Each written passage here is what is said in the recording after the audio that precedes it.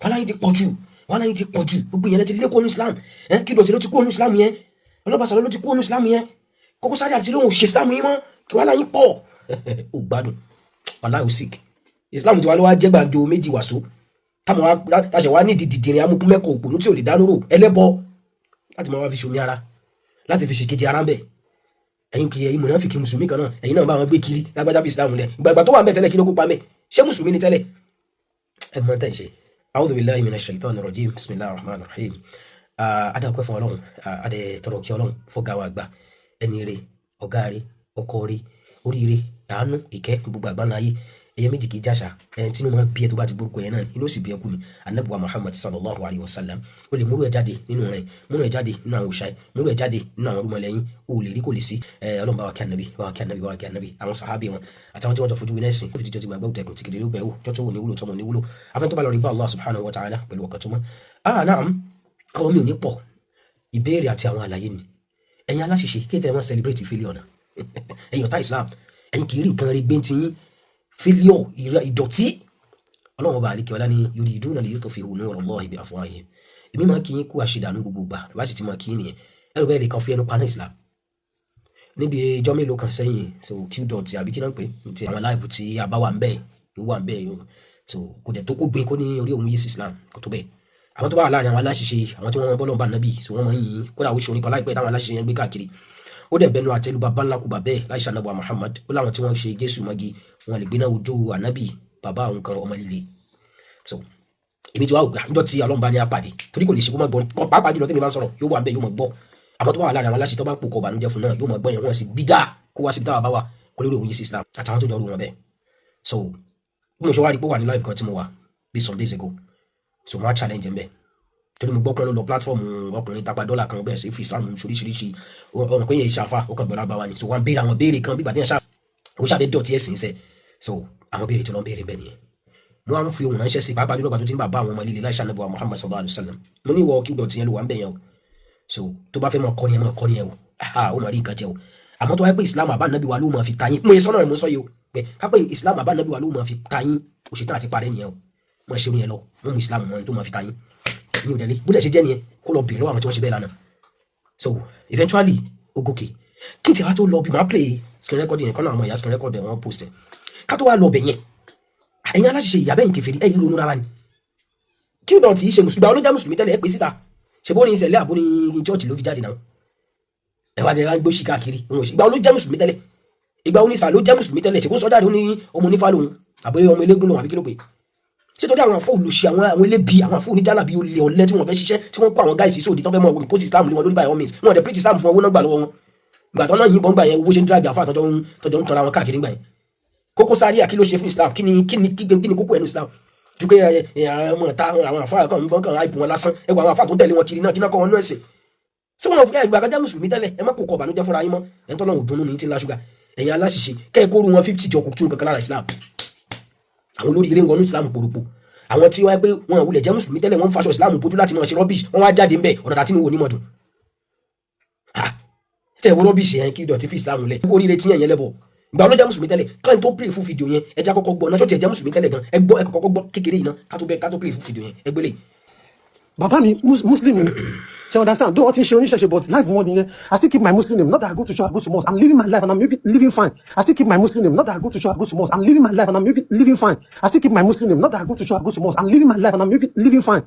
ṣe ti gbọ́ aláṣìṣe ni bàbá ẹ̀ àmọ́ fún lórúkọ mùsùlùmí òun ò dẹ̀ ṣe muslim òun ò ṣe christian ẹgbọ́n lẹ́nu ẹ̀ wà ìkọ̀rọ̀rù sẹ́yìn dé adìlà eré lè rẹ̀ bá ń ṣe àwa Islam kì í ṣàwàdà tó bá ti sú ọmọ náà fi kiri jáde ńbẹ tí gbogbo máa bá wọn pàrọ̀pàrọ̀ àwọn onídọ̀tí tó máa bá wọn pìtì so ìyẹn ò tún kankan lára wa àwọn ẹ̀dá ìsọ yóò ilẹ̀ ṣe mùsùlùmí ẹnìkan kan ò dẹ̀ ní jẹ́ mùsùlùmí ìdágbàgbà mo ti sọ mùsùlùmí olóríire tí ń kí wákàtí márùn tí ń gba Ramadan so tó dẹ̀ gbọ́ ẹ̀sìn ẹ̀yẹ kó wá ní orí ibú kan dé bá wọn omi ìgbẹ́ lòun fẹ́ lọ́mọ sí ìrìn àjákù mọ́tò lòun fẹ́ lọ́mọ tapolé lórí àbó fẹ́ lọ́mọ pàtẹ́ wọn ṣọ́ọ̀tì wallahi ìwòlẹ̀ ṣe mùsùlùmí tẹ́lẹ̀ ẹ lọ àwọn tí wọ́n ń padà sí ibi tí wọ́n ń padà sí ẹ̀yin tẹ́lẹ̀ ní ìtumọ̀ rárá yìí so ó wá wà lórí live yẹn wọn talaya wá sókè ẹ máa gbọ́ conversation yẹn kẹ́ wá wo àìlẹ́kọ̀ọ́ tó wù mẹ́yẹn àti tó pẹ̀lú ara rẹ̀ pé Islam táwọn yẹn yarí mọ́ lọ́wọ́ mẹ́ torí mo rí dáyìn mùnáfíkí àwọn ọmọ òfò kan náà tó ń kọ́ sínú tó ṣẹ̀rí àwọn olórí burúkú oníjàlá bí tọ́lọ́ ti ṣẹ́bi lé lórí tí wọ́n ń ṣiṣẹ́ fáwọn aláṣiṣẹ́ yìí àwọn kan náà bẹ̀rẹ̀ sí dàgbẹ́ nàkíbo ó ti jẹ́ kí Q.dot kó ní Islam ìgbà wo ló jẹ́ mùsùlùmí tẹ́lẹ̀ ní tí mo wá bá sọ́ńbí àti mo ṣe pẹ̀lú ẹ̀ ń bí ǹjẹ́ mo lé ẹ̀yà aláburú jàtìjàtì bismillah ẹ máa gbọ́ conversation yẹn.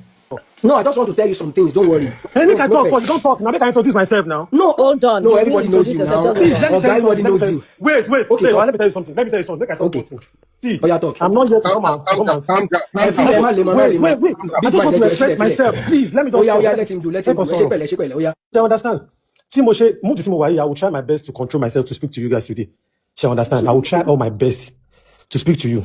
Yeah, I have a Muslim name. I was brought up as a Muslim. You understand? So many things has happened in my life with this your fucking religion that is not clear to me. I always try my best. Coming on your life. Dàrú ẹ̀sìn tiwa ní fọ́tò religion orí ẹ̀ dàrú orí rẹ̀ ti dàrú orí rẹ̀ ti dàrú. Abusi na tori anabi. fucking kìíní kan lọ́wọ́ ẹgbọ́n kí àwọn afọ àwọn ìyá yìí wọ́n fi lé sí Farabalẹ̀ gbogbo tó bá ní nípa Islam wá sọ. Èmi ń bọ́ dáa lórí pé Islam kan ló ní í ṣe pẹ̀lú bóyá àwọn kan ló ti ní í ṣe pẹ̀lú ara yín ló wá fẹ́ rò pé ṣe tó bá fẹ́ sọ ra máa sọ gbogbo ẹyẹ fẹ́ sọ. Ó depend on everybody ìwé ẹ̀sìn kò sẹ́ tó ṣe pé ìwọ sọ̀rọ̀ tó bá fẹ́ sọ. Má lo àwọn language kan tí ó make sense. You are here. I can see you are bold. Let's keep it rolling then. Consumer interrupt. You are born as a Muslim. Okay, let's go. Ẹjọ́ ẹja calm fún ẹjọ́. Ẹjẹ́ ń fún ní 5 minutes now. You can make your submission within 5 minutes. Just calm down, don't worry. We are not your enemy. So ẹnìkan tó dẹ̀ máa lóhùn mọ̀ ẹ́ ń bí báyìí kò sí. So ẹnìyàn fẹ́ parọ́ fún ẹni yẹn. Islam ìjẹ́ ṣàbùsí. Ṣóyè. Ó yá, you have the floor. Let's go. Ó yá. Dot ọmọ ti máa kí n kẹ́ẹ̀dẹ̀ sọ̀rọ̀. Okay. Just calm down. Like, have I ever come in your life and say any negative thing? I've never done. There's so many things that I don't understand about the Islam. She understand? I was traumatized. There's so many stories that connected to me about Islam. So growing up. I want it sorted, please. Thank you. Okay, let me give you something. When I was young, my grandma, that was one of the person I love most in this whole world. Grandma, she understands. So our religion is Muslim. She's so devoted about this religion. You get my point? And she tried all her best for me to be a Muslim. So after grandma Miku, I have to, before my grandma Kotoku, I have to go to Man Losi Lekeu, she understand. But my experience with Lekeu as a young boy, up to now, which man fuck will bring me. She understand. So when I moved to my mommy's place, I started going to the church. The way they attend to me in Sunday school is a different thing. I don't want to go far on that. She understand as a young boy growing up. So this my grandma, I always connect with her that she want me to be a Muslim. But I know they go mosque, I know they go church. She understand. But I just believe that because I'm so connected to the both religion, I'm so connected with Muslim and a Christian. I'm not devoted about it. Anything. I'm just on my own. But growing up, there's so many things. This thing is it true about this religion? This thing is it true? Because I always do research a lot. I watch a lot of documentaries about ISIS and Al-Qaeda. I'm not going to lie to you. I do a lot of research. I study filmmaking.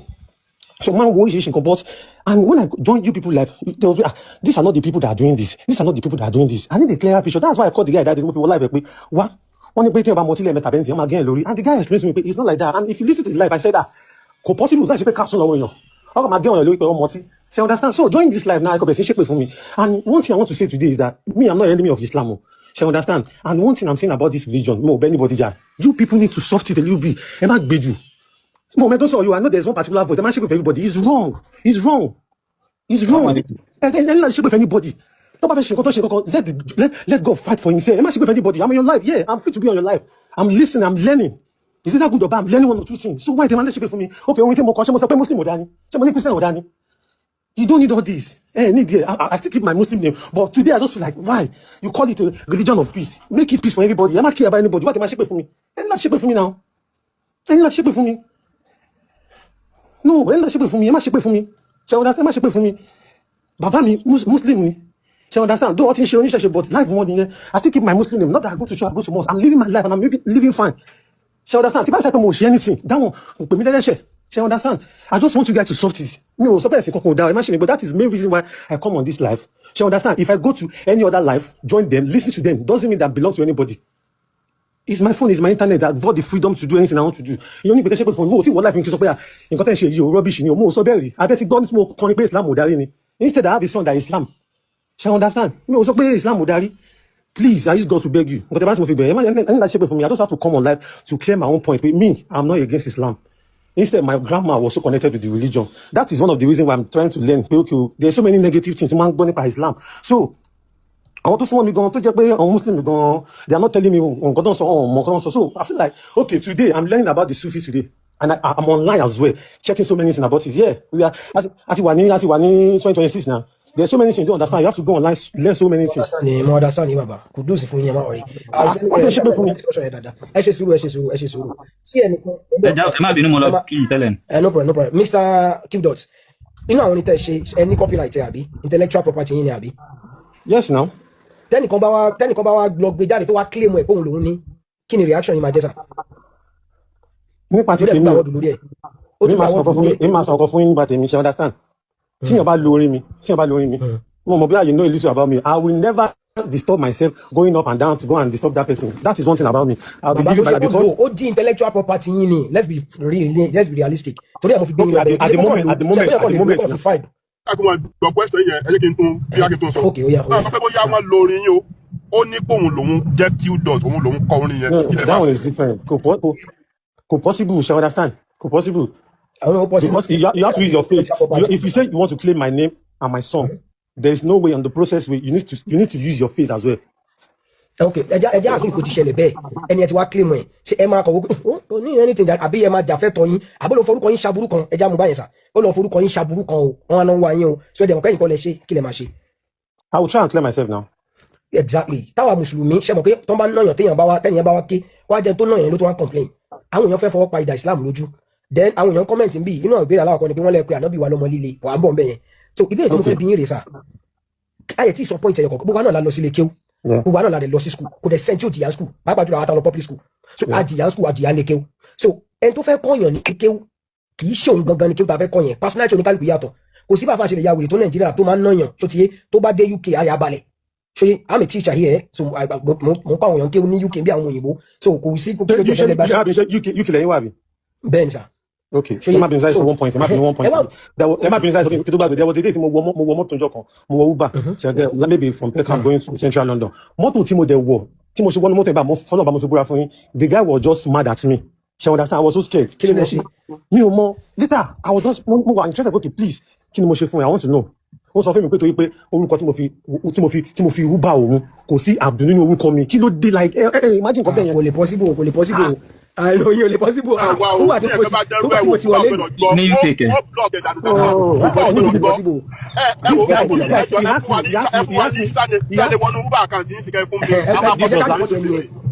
Bọ̀kọ́ tí mo sọ yìí, ó ń sọ fún mi pé kámẹ́rà máa ń wà ní mọ́tò wọn. ẹ ṣe sùúrù sí lókọ̀ ẹ̀já gbọ́. Tí mo sọ yìí, ṣe understand? Wọ́n ṣe pé bóyá ó bá mi jà o, ṣe understand? But ó kàn fẹ̀ sí fún mi látìtù, mo gbá ó mọ mi èmi náà mọ̀ ẹ́rì náà. So later I found out the main reason why tó fi ṣe bẹ́ẹ̀ fún mi ni pé because I don't put Abdul on my name. So wọ́n bẹ̀ lọ pé why sí. Kò possible. Èmi sọ fún yín pé kò ṣẹlẹ̀. Kí lórúkọ náà? Ẹ mọ̀ tó ṣẹlẹ̀ nígbà tí wọ́n bá fẹ́ pè mí lẹ́yìn. Ó ní aláṣẹ yẹn ni ò rí pé yẹn. So that is it. Kò ní ò possible sir. Ẹ ṣe sùúrù. Kí jìnnà sí pàpà ẹ wọ̀rọ̀ Uber kan ní Uber yẹn ní UK dájọ́ wa níbàyí onígbà wa sọ pé kìnnìkan ó lè mẹ́ẹ̀ torí kò fàbílù sórúkọ ẹ̀ wọ́n fi rọ́ṣẹ́ yín ni Q.dot you disappoint yourself àṣẹ ò ní ìtumọ̀ àṣẹ yẹn jakujaku ni ẹ kèfèrí òyìn nílà káyè àní mo máa ń sọ pé àgọ̀túngọ̀ ni ó pa aláṣìṣe àgọ̀túngọ̀ ni ó pa káfíìrì kílẹ̀mù bí náà ní láìlẹ́rìí kílẹ̀mù òṣì torí gbogbo ẹ̀rọ Uber and so what wàá sì report ẹ̀ fún Uber ní kò dẹ̀ lè ṣẹlẹ̀ láíláí ní ìkẹlẹ̀. ẹjọ inú experience yín yẹn mo fẹ́ kọ́ share àkọ́kọ́ pẹ̀lú wa ni Mr. Q.dot ẹjọ afẹ́kẹ́ share experience yín yẹn inú àwọn kan tẹ̀ ti kà findings tẹ̀ ti ṣe yẹn kí lẹ padà rí tẹ́ fi wò pé Islam dá o àbí kẹ́ fi wò nígbà àwọn research yín yẹn ẹ sọ fún wa bíbá. Ẹ má bínú ṣé mo sọ pé Islam dá ṣe gbọ́dọ̀ nípa fún mi. No àṣẹ ẹlẹ́ ti kà ń pa ẹ̀ mo ní pé ẹ sọ pé ẹ ti kà ń pa ICC kíní kan. No Mr. Q.dot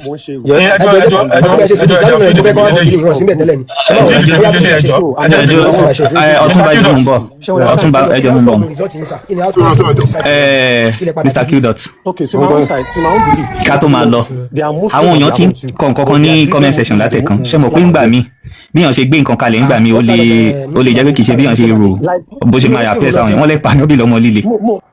Okay, Sherry, mo fẹ́ kẹ́ clear kíní yẹn ni o kí lè gbà lérò.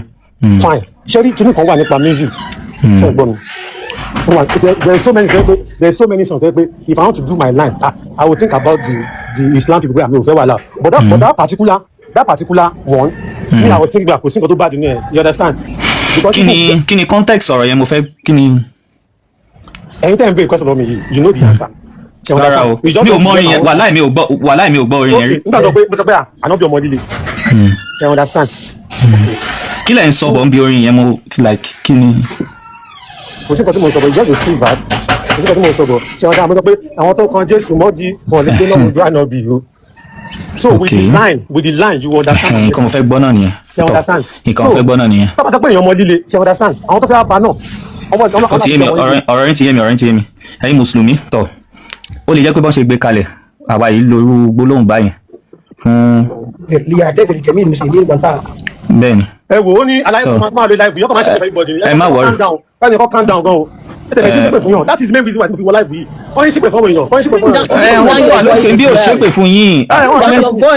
ẹ wo báwọn èèyàn ṣe ń ṣépè èmi tí mo sọ̀rọ̀ gan wọ́n fún mi lépè ní comment section wọ́n so àwa tá à ń sọ̀rọ̀ bí ni kẹ tó kọ́lọ́mù balẹ̀ kẹ́ láṣàánú wa ẹ sọ pé mùsùlùmí ni yín tẹ́lẹ̀ àbí. mo tẹ ṣe mùsùlùmí ṣe èní yìí. ẹ gbọ́ mi ẹ farabalẹ̀. I made up my mind that I swear in my life. I'm going to change my opinion. Ẹ̀sà ìpínlẹ̀ ti pọ̀jù náà. ẹ dúró ẹ farabalẹ̀ ṣé ní comment section náà ti ń ṣépè fún yín báyìí. inú ohun tó wà ń bẹ̀ ni pé pépà náà gbọdọ̀ gbẹ̀lú wọn ó lórí kan tó ṣe táwọn aláṣiṣẹ́ ń lò ó lè má kọjú ara sí which is normal ṣòye so ó dẹ̀ mọ ẹni imú ms bàbá ó mọ tó ń ṣe pẹ̀lú ọ̀nà àtànábì so wọ́n dẹ̀ fi ń ṣe pé wọ́n jọ support ara wọn so that's why àtàṣọ pé tó bá ń kọrin yẹn ó lè máa kọrin yẹn àbẹ́yìn ní ìṣù pẹ̀lú pé ń kọrin ni àmọ́ láti máa fi ànábì wa dáṣà àti láti máa kọrin tako Islam mo sọ pé tako fẹ́ kọrin ẹ̀ máa kọrin ẹ̀ lọ àmọ́ tako fẹ́ kọrin tako Islam ló súnmọ́ kó má látùbọ̀ kan èpìyẹ kì í ṣe pé tó bá ti kọrin tako Islam yà good to go so that is it then nígbà tó dẹ̀ ti dókè sí anybody ògbó ẹ̀ mo lè bí sọ márùn-ún yẹn ní pé kọ́ kò sí anybody tó ànábì lọ́mọ líle yẹn kì í ṣe nǹkan tó make sense. so ẹ má lo bóyá tó bá jẹ́ pé nínú context yẹn mo understand pé wọ́n fẹ́ sọ pé kódà àwọn èèyàn ò lè bẹ́ẹ̀ the other person ṣe lè gbéná ojú anybody ò lè dédé wá tako ànábì bẹ́ẹ̀ ni nígbà tá ànábì wà láyé ànábì was a warrior bẹ́ẹ̀ ni ò lè dédé wá ṣe anything ànábì torí pé gbogbo ayé náà rán ànábì sí sallallahu alaihi wasallam nǹkan kan ṣẹlẹ̀ lọ́jọ́ kan tí ẹni leader ò lè ṣe ànábì ń gbọ́ pé ó dà pé threat ń bọ̀ ní láti ibi odi ìlú lọ́jọ́ kan ànábì gbé sword ó bọ́ sórí ẹṣin ànábì dá lọ síbẹ̀ pé kí ló ń ṣẹlẹ̀ àwọn wo ló ń bọ̀ no force anybody láti wà ń bí o no force anybody láti wà ń bí so ìwọ mùsùlùmí tó bá dẹ̀ fẹ́ kẹ́kọ̀ọ́ yẹ kó ti wo àwọn àfáà tó yẹ kó fọ́lù ló. ẹ jọ nínú tẹ gbọ́ yìí nísìn ọ̀nà wo ni wọ́n fi lè kó ní Islam torí pé kó tó gun life yìí just some days ago bóyá 4-5 days ago ni o kó tó gorí life yẹn tẹ́lẹ̀ mùsùlùmí lẹ́yìn pé kí dẹ́ ṣe mùsùlùmí náà tẹ́lẹ̀ tipẹ́tipẹ́ so ní tó wá ṣẹlẹ̀ ń bẹ̀ yẹn ó wá sáré lọ sára àjàlẹ́ yín wà ó fẹ́ tí àwọn àlejò àwọn aláṣiṣe wọ́n sọ yẹn wọ́n ṣe pé fọlọ́n fáná bí ń bẹ́ẹ̀ ẹ kó bọ́ọ̀lẹ̀ kò yẹ kó wà ń bẹ̀ yẹn ń bẹ̀ mọ̀ pàṣírí yóò tù èyí tó bá bí baba ńlá kú ẹ̀dá nù yín sẹ́ ẹ jáde fún debate bí baba yín ṣe bókù sùn bí baba yín ṣe jí pátá pupa bí baba yín ṣe jẹ́ ṣìgìdì àmọ́ bẹ́ẹ̀ ṣe mọ̀ parẹ́ máyé lára ẹ mọ̀ parọ́ ẹni ilẹ̀ náà lẹ́mọ̀ jẹ́ ní òkùnkùn ẹ bọ́ síta kẹ wá proof ẹ nítumọ̀ gba àwọn olùṣìdẹ́yìn dẹ́n celebrate failure kiri yẹn wọ́n wulẹ̀ ṣe mùsùlùmí tẹ́lẹ̀ ọ̀bì ẹ kó bí ṣe ń ṣe yín lọ.